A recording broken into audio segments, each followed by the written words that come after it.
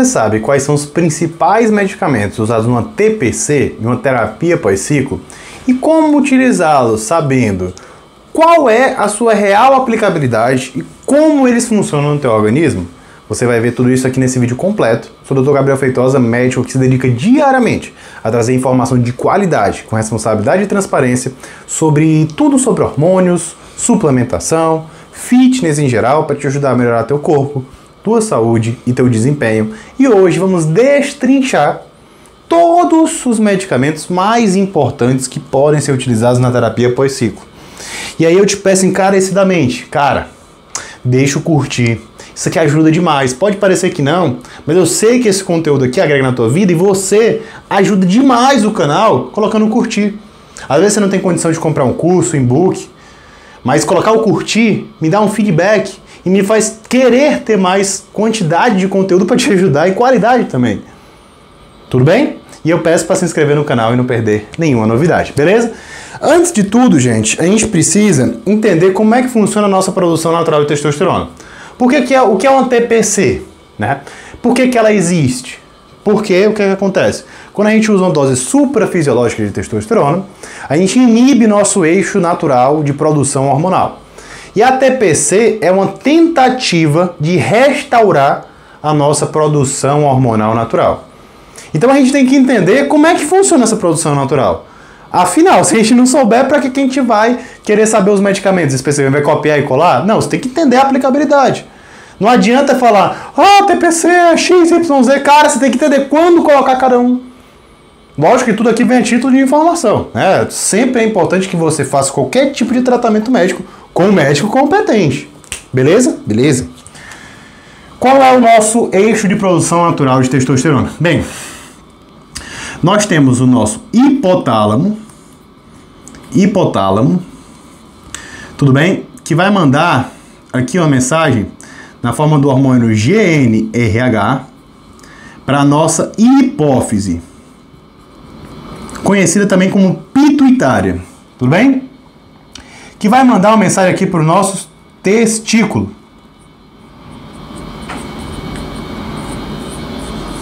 onde o testículo que vai produzir a testosterona e essa testosterona vai se converter em estradiol. Beleza? Beleza. O nosso testículo ele vai receber a mensagem através de dois mensageiros, tudo bem? Então a gente vai dividir essa linha aqui. Nós temos dois mensageiros que a nossa hipófise manda para o testículo, são duas mensagens. A gente tem o LH, tudo bem? E a gente tem o FSH.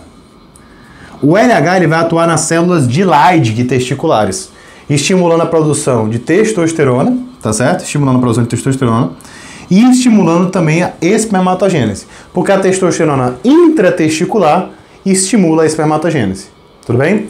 Então o nosso testículo, então, além de produzir testosterona, ele, a partir do estímulo do FSH, né, e da testosterona intratesticular, produz a espermatogênese. Quem é que vai estimular a espermatogênese por meio do FSH? É quem? As células de Sertoli. Células de Sertoli. E aí o que é que eu falei aqui? Então vamos lá, vamos recapitular. Nosso hipotálamo produz o GnRH. O GnRH vai atuar na hipófise, produzindo LH e FSH. O LH atua nas células de Leydig testiculares, que vai estimular a produção de testosterona. Essa testosterona intratesticular estimula a espermatogênese. Assim como o FSH, se ligando nas células de Leydig de Sertoli testiculares, estimula também a espermatogênese. Então a gente precisa desse eixo aqui funcionante. E isso daqui o nosso próprio organismo mantém de forma fisiológica em uma condição de saúde. Se eu tô saudável, Gabriel, isso daqui tá funcionando normalmente. Tá. Se eu tô saudável, isso daqui tá funcionando normalmente. Tá. Porque o que acontece? Imagina aí, minha testosterona começa a subir, começa a produzir demais do meu próprio organismo. O meu corpo começa a produzir menos LH e FSH. menos GNRH. Ah, a testosterona começou a baixar. Meu corpo começa a produzir mais LH-FSH. Então, de cima para baixo, existe uma mensagem de acordo com os feedbacks que você tem dos níveis hormonais.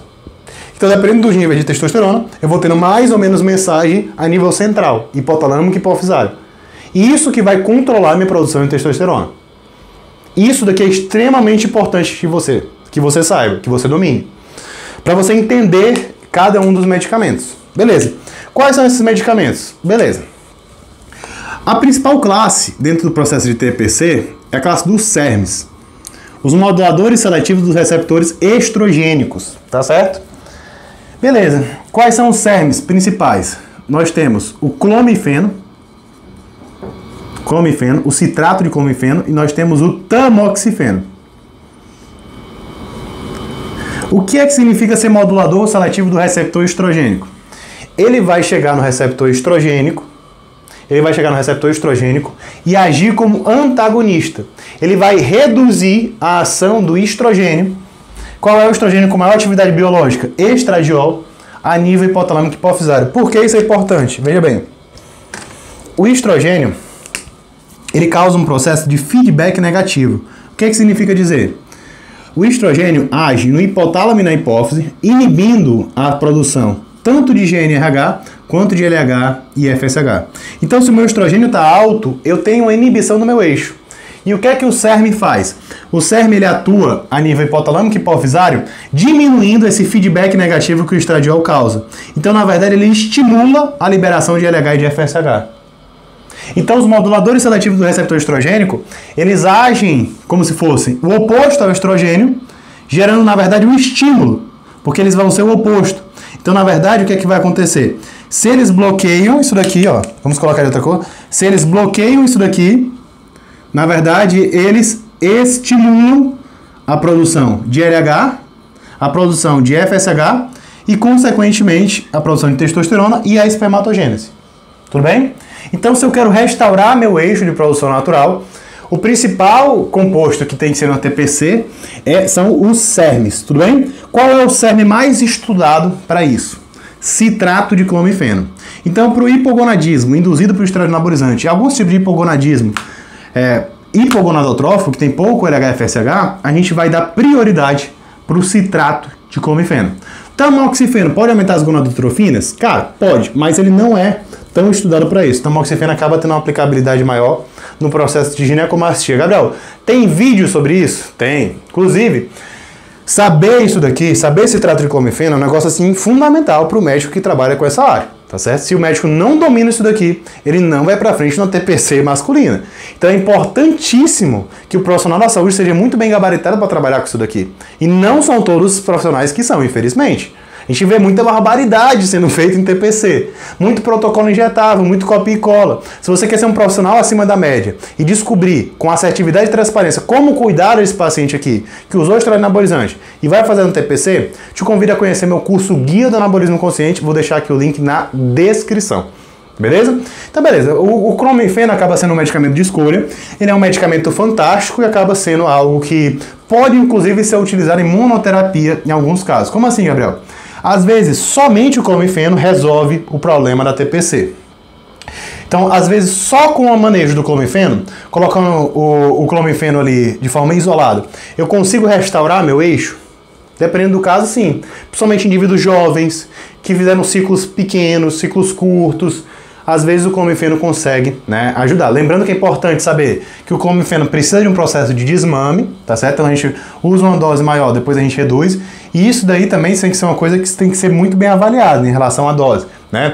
A gente tem doses, né, de 25 a 50 miligramas ao dia ou em dias alternados, dependendo do caso. E aí, dependendo do paciente, vai ser uma dose X ou Y e uma redução de doses X ou Y, onde é preciso, sempre em uma TPC, ter não só, né, o exame de testosterona prévio para saber se existe um time certo para usar essa TPC, como exames de controle para saber se essa TPC foi bem sucedida. Porque, veja bem, se eu estou usando clomifeno e não estou tendo resposta adequada, e eu ensino no curso como é que faz isso, não tem como eu ensinar aqui agora, a gente posso até fazer vídeos posteriores sobre isso, mas se eu não estou tendo uma resposta adequada, que é um negócio mais específico, tá? Eu posso necessariamente continuar só com o clomifeno? Talvez não, talvez eu precise adicionar outro medicamento, eu preciso entender o contexto global aí. Tá bom? A gente tem que entender isso. E outra coisa, o clomifeno ele vai ajudar a aumentar o LH-FSH, tá? E esse LH-FSH vai atuar no testículo. Então é importante que o testículo seja trófico, tá? Se é uma pessoa que pode sofrer um trauma testicular, não vai funcionar o citrato de clomifeno, né? Se o testículo não funciona. Mas geralmente os esteroide anabolizante, o testículo funciona. A não ser que o cara passou por um processo de fibrose testicular ali muito intensa, aí não vai responder tão bem, mas de forma global acaba sendo um medicamento muito interessante nesse sentido, beleza? Além do clomifeno, Gabriel, o que é que a gente pode utilizar dentro do processo de TPC? Nós temos o HCG. O HCG, ele tem uma subunidade alfa muito parecida, tá certo? Com a subunidade alfa do LH, tá bom? E aí, o que acontece? O HCG, ele se liga nas células de Leydig testiculares, então o HCG, ele vai atuar diretamente no testículo, estimulando a produção de testosterona intratesticular, consequentemente estimula a espermatogênese. O HCG, ele atua aqui, ó, somente no, como se fosse um LH-like. Ele não aumenta o LH, mas ele atua no testículo, na célula de Leydig, como se fosse o LH. Então a gente não tem o componente do FSH, tá? A gente tem só o componente do testículo, do LH atuando no testículo, aumentando a testosterona intratesticular, e isso estimula também a espermatogênese, mesmo que a gente não tenha o FSH. Em contextos onde talvez o indivíduo precise de uma fertilidade mais intensa, às vezes vai ser preciso um outro composto, que é FSH recombinante, mas aí já são outros 500, são casos mais complicados, que não cabe a gente falar aqui. Mas o HCG é sim um fármaco bem usual dentro do processo de TPC. O HCG, né, ele se liga nas células, nas células de Leydig testicular, tá? Então ele tem uma ação mais rápida do que, por exemplo, o clomifeno. Por que o clomifeno tem uma ação mais lenta? Porque primeiro ele vai aumentar o LH-FSH, e o LH-FSH vai se ligar no testículo. Isso aqui demora um pouco mais de tempo. O HCG, ó, ele dá uma chibata logo no testículo e aumenta a produção daquele testículo de forma mais rápida, tá? Mais rápida. Então ele pode ser uma opção. Geralmente o HCG acaba sendo utilizado de resgate. Como assim, Gabriel, de resgate? Usei clomifeno, não estou tendo boa resposta, posso usar associado o HCG. Ah, mas pessoas mais velhas, pessoas que fizeram um ciclo muito longo, a pessoa fez um blast and cruise de 2 anos, talvez seja mais interessante começar logo com o HCG, que é uma chibata logo no testículo.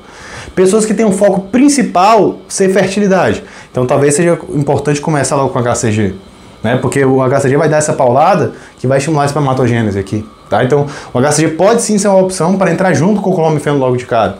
É claro que depende de caso a caso, né? Doses variam muito, né? De 1.000 a 2.000 unidades, geralmente 3 vezes por semana, subcutâneo e intramuscular, tudo bem? Outro medicamento que é muito utilizado no processo de TPC, inibidor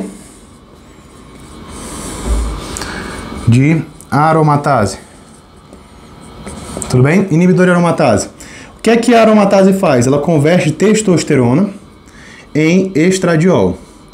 E aí o que é que o inibidor de aromatase faz? Ele reduz o estradiol. Se eu reduzo o estradiol, como é que a gente já viu? Que a ação antagônica do estradiol estimula a produção de LH e de FSH, estimula o eixo. Então aqui no caso, né, o inibidor de aromatase, ele não vai ter uma ação seletiva no hipotálamo e na hipófise. Ele vai literalmente reduzir os níveis de estradiol. É o principal medicamento para utilizar? Não, como eu falei, não tem muito sentido colocar um estradiol numa pessoa que já está com o eixo inibido e está com o estradiol baixo. A pessoa com o eixo inibido, o que é que vai acontecer? Ah, Gabriel, ela está com o eixo inibido, está com a testosterona bem baixa. O estradiol vem da onde? Vem da testosterona. Então o estradiol dessa pessoa tende a estar baixo. Quando é que tem sentido usar um inibidor de aromatase dentro da TPC? Com uma pessoa que tem hiperestrogenismo. Então a pessoa, apesar de estar com testosterona baixa, o estradiol está alto. E esse estradiol alto causa feedback negativo no eixo. Então, por exemplo, o indivíduo obeso, ele, por ter muita expressão de aromatase no tecido adiposo, pode ter um estradiol muito alto. E isso inibe o eixo dele mais ainda. E aí usar um inibidor de aromatase dentro desse processo pode ser algo interessante, tá? Lembrando que a gente não pode usar inibidor de aromatase por tempo prolongado. Não é uma coisa muito interessante. Por quê? Porque isso daqui pode piorar, por exemplo, saúde óssea. Pode piorar, por exemplo, libido. Pode piorar várias coisas. Saúde cardiovascular. Porque o estradiol é extremamente importante. A gente só vai inibir o estradiol quando a gente tem o quê? Quando a gente tem uma um desbalanço entre estrogênios e androgênios, beleza? Beleza, então, inclusive é um vídeo que eu tenho até no canal sobre anastrozol, inibidor de aromatase, e quando utilizar anastrozol durante o ciclo. E quais são os inibidores de aromatase mais importantes, mais conhecidos, como eu falei? Anastrozol é um deles, letrozol e azemasteno. O mais usual acaba sendo anastrozol. Mas eu tenho um vídeo completo sobre anastrozol durante o ciclo. Você vai procurar, você vai assistir, mas fica até o final desse vídeo, que vai ser para depois, tá bom? Fica aqui, beleza? Beleza, entendi, Gabriel. E a dose vai ser muito dependente, porque depende da quantidade de estradiol que o indivíduo vai ter, tá? Não tem como padronizar uma dose. Beleza, então não tem como usar só anastrozol na TPC, né? Não tem sentido. Então TPC, principal medicamento é clomifeno, segundo medicamento é o HCG. Entendi, Gabriel. Tem algum outro medicamento que dá para utilizar? Bem, os dois principais são esses aqui. Isso aqui é a base do anti-TPC, CERM e HCG, beleza? Mas a gente tem outro que dá para utilizar, que é a testosterona. Testosterona em gel. Testosterona, Gabriel, na TPC? Mas a TPC não é para ficar sem hormônio para eu estimular meu eixo a produzir? Se eu tô com a testosterona alta, eu tenho inibição de eixo. Não é isso? É isso mesmo. Só que a gente pode entrar com a testosterona em gel, em alguns casos, para evitar que esse indivíduo tenha um crash hormonal muito grande. Então, por exemplo, o indivíduo está circulando com a testosterona ali de 3.000, e aí ele baixa e ela fica para 0. Não é literalmente 0, mas seja de 50, 90 no homem. Quase zerada. Isso daí pode causar um crash hormonal muito grande. Ele pode ficar muito sintomático, baixar demais a libido, baixar demais a disposição, baixar demais a energia dele. E aí, né, se eu começo a TPC na fase correta e tudo, eu vou estimular LH, FSH, posso ter ação a nível testicular direta com HCG, né, tendo um estímulo de testosterona, só que isso aqui pode ter um delay, pode demorar um pouquinho para isso aqui começar a funcionar. E aí eu colocando a testosterona em gel, eu impeço que ele chegue em algum momento a ter níveis infrafisiológicos. Então, usando a testosterona em gel, eu sempre mantenho os níveis desse indivíduo no fisiológico. Quando é que eu tenho inibição de eixo? Quando eu passo do fisiológico. O que é que seria o fisiológico, Gabriel? De 400 a 800 nanogramas por decilitro, tudo bem? Então, por exemplo, eu uso a testosterona em gel para ela, somada com a testosterona desse indivíduo, ficar ali nos seus 600, né, 700, e isso daqui faz com que ele tenha menos sintomas. Agora, se a testosterona fosse para 1.000, 1.100, se sustentasse mais alta por muito tempo, inibe o eixo. Inclusive, se eu coloco uma dose fisiológica de testosterona, só que intramuscular, eu inibo esse eixo de forma expressiva, com a inibição total de eixo hormonal. Então, 100 mg de éster de testosterona inibe o eixo, mesmo sendo dose fisiológica. E por que a testosterona em gel não faz isso, Gabriel? Por que eu ainda consigo colocar durante o ciclo? Junto com o clomifeno, por exemplo. Por que eu consigo? Porque, cara, a farmacocinética da testosterona em gel é diferente de uma testosterona intramuscular. A testosterona intramuscular, como é que ela funciona? Ela causa um pico e sustenta níveis ali estáveis por mais tempo. Então, se ela chega, por exemplo, eu uso a intramuscular, somado com a minha testosterona, vai para 1.000 de testosterona, por exemplo, eu vou ficar com isso aqui sustentado nesses 1.000 por um tempo interessante. E eu tenho uma supressão mais expressiva do LH e do FSH. Isso vai dificultar com que eu volte meu eixo. Então, dentro do processo de TPC, eu posso usar deposteron, posso usar durateston, testosterona intramuscular? Não. Porque a farmacocinética delas inibe muito o eixo, mesmo que sejam doses menores. Tá certo? A testosterona em gel, ela tem o quê? Ela tem um pico pequeno ali durante o dia, onde a gente tem um pico pela manhã, e depois ela cai. Ela não sustenta nível mais alto por muito tempo. Então a testosterona em gel pode reduzir um pouco a magnitude da minha recuperação de eixo, porque às vezes pode ficar suprafisiológico um pouquinho do dia, somado com a minha testosterona? Pode. Só que em estudo clínico a gente vê que essa magnitude de redução de eixo não é tão expressiva, por quê? Porque ela cai depois, ela passa a noite inteira mais baixa, ela durante o dia vai caindo, e a gente não vai usar uma dose tão alta. Eu não vou usar, por exemplo, 100 mg por grama de testosterona em gel. Aqui seria dose na faixa de 30 a 50 mg por grama de testosterona em gel. A gente sabe que a testosterona em gel tem uma permeação que não é 100%, né? Então, por exemplo, isso aqui é por dia, tá? Então, a gente sabe que o androgel tem de 9 a 14%, o Pentravan tem um pouco mais. Gabriel, você tem vídeo sobre testosterona em gel no canal? Tenho. Então, assista esse vídeo, você vai entender muito melhor sobre a testosterona em gel. Mas o que eu quero dizer, dá para utilizar a testosterona em gel durante a TPC? Dá. Em doses baixas? Dá. Pode influenciar negativamente na recuperação do eixo? Pode minimamente, mas se ela está segurando o sintoma, ela melhora demais a qualidade de vida desse paciente. E aí eu posso optar por estar utilizando. Associado só ao clomifeno, associado, por exemplo, ao clomifeno e ao HCG, ou associado a todos.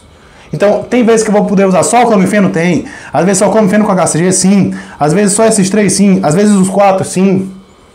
Tá? Só que não dá, por exemplo, para usar sem o clomifeno. Porque se eu não usar o clomifeno, não vai restaurar o eixo. Agora, existem situações que eu uso só HCG. Tem quando o foco é só fertilidade, não recuperação de eixo. Porque eu não vou recuperar LH-FSH. Mas aí é outros 500, é um negócio mais profundo. Tá certo? É uma outra avaliação que a gente vai precisar fazer. Beleza? Gabriel, é só isso daqui que é utilizado na TPC? É, só isso daqui, né? Você já deve estar ficando maluco. Cara, tem mais coisas que dá para utilizar, mas de TPC, propriamente dito, é isso. Só que a gente tem que entender que terapia pós-ciclo também compreende o tratamento de eventuais complicações que aquele usuário de esteroide pode ter tido. Por exemplo, eu posso ter alterações no meu perfil lipídico, no meu colesterol. Posso ter alterações, no ciclo que eu utilizei, dentro do contexto de fígado. E aí eu vou usar eventuais medicamentos para tratar isso daqui. Então TPC, de forma global, assim, a pessoa fala como sendo o tratamento do hipogonadismo e hipogonadotrófico. Então é tratamento da deficiência de testosterona, restauração de eixo. Sim, mas se a gente olhar para um contexto mais amplo, a TPC vai compreender restauração de eixo? Vai. Mas também o tratamento de eventuais complicações que os esteroides anabolizantes possam ter causado naquele indivíduo. Tudo bem? É importante que você saiba disso. E assim, tão importante como saber quais medicamentos são importantes para fazer a TPC, é também saber quando iniciar a TPC. E muita gente erra isso. E eu fiz um vídeo completo te mostrando quando iniciar a TPC para você não perder nenhum tempo, tá bom? Vou deixar aqui um grande abraço e até a próxima.